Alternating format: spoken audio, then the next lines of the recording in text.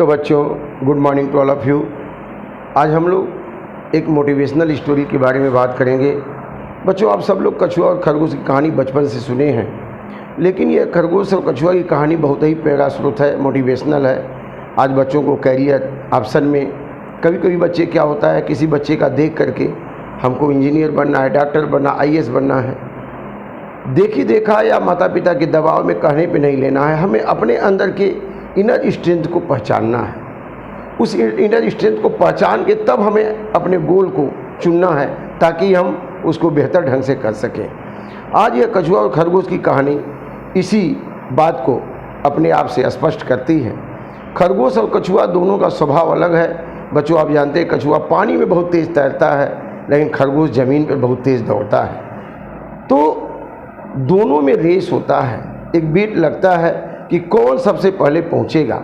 कछुआ और खरगोश दोनों तैयार हो जाते हैं और यहाँ देख सकते हैं कि दोनों में बात हो रही है। दोनों यहाँ आपस में बात करके एक निश्चित डेस्टिनेशन से चलने के लिए तैयार हो जाते हैं। खरगोश को इस प्रकार का एक इस बात का गरूर होता है कि वो बहुत तेज़ दौड़ता है, इसलिए वह तो रेस को जीत जाएगा। वास्तव में खरगोश तेज़ दौड़ता है और तेज़ दौड़ भी रहा था, लेकिन खरगोश आते आते आप देखते हैं बीच में यह सो जाता है पेड़ के नीचे। इस बात को मान करके हम तो बहुत दूर आ गए हैं, कछुआ तो भी धीरे धीरे आएगा और हम थोड़ा सो करके उठेंगे फिर पहुंच जाएंगे। माने यह इसके लेजीनेस को साबित कर रहा है।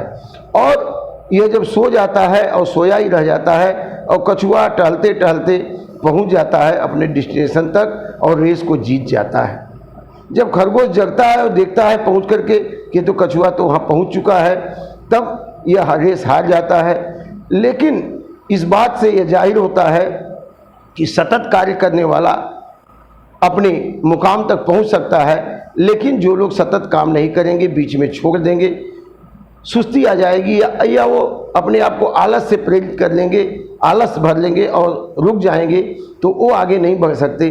लेकिन जो सतत प्रयास करेगा वही आगे बढ़ेगा। लेकिन यहाँ खरगोश अभी रुकता नहीं है, क्योंकि उसको अपने क्षमता में भरोसा है कि हमसे कछुआ कैसे आगे निकल सकता है, हम तो उससे तेज़ दौड़ते हैं।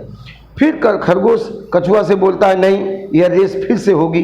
अभी दोबारा ये रेस शुरू होती है और जब दोबारा रेस शुरू होती है तो अब खरगोश नहीं रुकता है, नहीं थकता है, वह आगे बढ़ता जाता है और जब तक दौड़ता है जब तक कि वह अपने डेस्टिनेशन तक नहीं पहुंच जाए। इस बार खरगोश जो है पहुंच करके रेस को जीत लेता है, पहले पहुंच जाता है, कछुआ हार जाता है। लेकिन कछुआ सोचता है कि ठीक है, ज़मीन पर खरगोश तेज़ दौड़ रहा है, लेकिन हमारे अंदर एक अलग क्षमता है। हम ज़मीन पे तेज़ नहीं दौड़ सकते, लेकिन हम पानी में तो तेज़ चल सकते हैं। अब खरगोश और कछुआ फिर एक साथ बैठते हैं। कछुआ कहता है कि नहीं भाई, रेस तो फिर से होगी। ये कहानी बच्चों आगे बढ़ जाती है इस बात को बताने के लिए कि जो जिस क्षेत्र में माहिर है, जिसका जिसमें इंटरेस्ट है, उसमें बेहतर कर सकता है। कोई कमज़ोर नहीं होता। जैसे किसी बच्चे को मैथमेटिक्स बढ़िया से आती है, किसी को हिंदी या इंग्लिश अच्छा से आ सकती है, किसी को बायोलॉजी अच्छा से आ सकती है, किसी को फिजिक्स केमिस्ट्री अच्छा से आ सकती है। वो उसके इंटरेस्ट पे निर्भर करता है, स्वभाव पे निर्भर करता है। अब यह फिर से रेस होगी। कछुआ और खरगोश फिर से रेस लगाते हैं। अब कछुआ बोलता है कि यह रेस कहाँ ख़त्म होगी, वह नदी के उस पार तक ख़त्म होगी। अब फिर से दौड़ते हैं, कछुआ और खरगोश तेज़ दौड़ने लगते हैं। खरगोश तेजी से आकर के नदी के किनारे पहुंच करके बैठ जाता है, क्योंकि पानी में तो तैर नहीं सकता। लेकिन कछुआ धीरे धीरे आता है और नदी के किनारे आकर के फिर पानी में उतर जाता है और कछुआ पानी में उस पार पहुंच जाता है। इसका मतलब कछुआ में जो क्षमता थी, उस क्षमता का भरपूर उपयोग किया और रेस को जीत जाता है। लेकिन खरगोश नदी के किनारे ही बैठा रह जाता है। अब फिर दोनों आपस में मिलते हैं, कहते हैं नहीं, अब यह रेस फिर से होगी। अब रेस कैसे फिर से होती है, दोनों जल्दी से रेस को जीते, कोई न हारे, इस बात को प्रमाणित करने के लिए अब जहां से रेस शुरू होती है, खरगोश चूंकि तेज दौड़ता है, आप देख सकते हैं कि यहाँ खरगोश की पीठ पे कछुआ बैठ जाता है, माने विन विन रेस।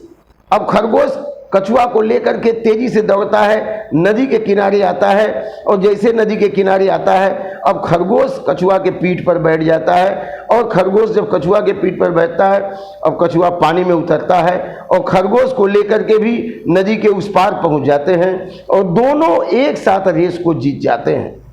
बच्चों, इस कहानी से हमें ये प्रेरणा मिलती है कि ये क्लास में कई बच्चे हैं और उन बच्चों में से कुछ बच्चे ऐसे भी होते हैं जो मैथमेटिक्स में अच्छे हैं, कोई इंग्लिश में अच्छा है, कोई फिजिक्स में, कोई केमिस्ट्री में, कोई बायोलॉजी में, कोई कमज़ोर नहीं है, सब अपने अपने विषय में इंटरेस्ट के हिसाब से अच्छे हैं। तो अगर बच्चे मिल के पढ़ा दें, मैथमेटिक्स वाला बाकी को पढ़ा दे, इंग्लिश वाला इंग्लिश पढ़ा दे, तो मिल करके अगर वो अपने मुकाम को हासिल करते हैं तो सबका सभी सब्जेक्ट तेज हो जाएगा और सब बड़े आसानी से अच्छे अंक से पास होंगे और कंपटीशन क्वालिफाई कर सकते हैं। तो बच्चों, यहाँ यह कहानी हमें इस बात के लिए प्रेरित करती है कि कोई भी बच्चा कमज़ोर नहीं है, सबकी अलग अलग क्षमता है, अलग अलग जो है क्वालिटी है, यूनिक है सब अपने आप में। कोई आर्ट बढ़िया कर सकता है, कोई म्यूजिक अच्छा कर सकता है, कोई क्रिकेट अच्छा खेल सकता है, कोई डांस अच्छा कर सकता है, कोई साइंस में अच्छा हो सकता है, मैथमेटिक्स में अच्छा हो सकता है। मतलब कोई बच्चा कमज़ोर नहीं है। हाँ, अभी विषय सिलेक्शन की बात है 11वीं के बच्चों को, तो विषय सिलेक्शन में देख करके न लें कि हमारा साथी इंजीनियरिंग करने जा रहा है तो हम भी जाएं। आपका अगर मन है, अगर आप मैथमेटिक्स अच्छी है तब तो जाएं, नहीं आप इंग्लिश ही अच्छा कर सकते हैं, हिंदी अच्छा कर सकते हैं, जो सब्जेक्ट अच्छा कर सकते हैं तो उसी में जाएं। अगर आप डॉक्टरी में जाएं, मेडिकल साइंस में, बायोलॉजी अच्छा है तो मेडिकल साइंस में जाएं, मैथ अच्छा है तो इंजीनियरिंग में जाएं।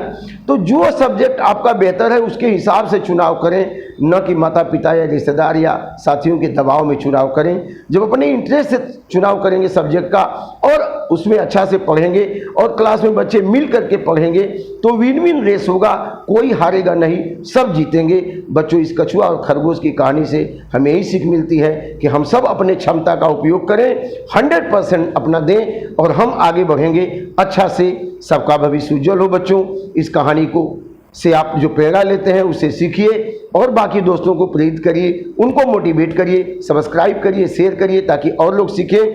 थैंक यू वेरी मच, बहुत आगे बढ़िए। Thank you.